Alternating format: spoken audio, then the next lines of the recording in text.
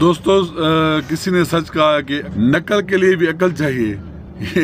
इन बेवकूफ़ों को इतनी भी अकल नहीं है कि ऑटोग्राफ सामने से दिया जाता है, पीछे से नहीं। वो जिस तरह मरियम कहती है ना कि इमरान खान पीछे से कार्रवाई डालता है, ये इनकी हालत वो है।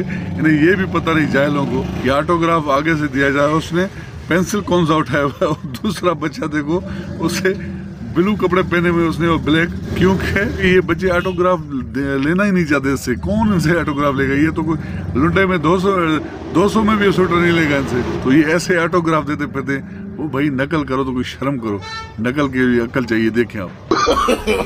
नो नो नो नो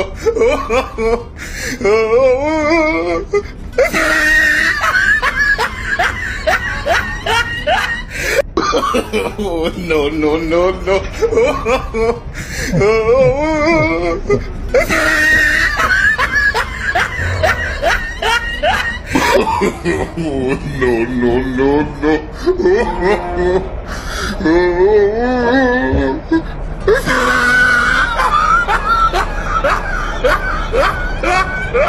देख लिया ये बेवकूफ, इनको इतना पता नहीं कि यार ऑटोग्राफ आगे से दिया जाता है या पीछे से।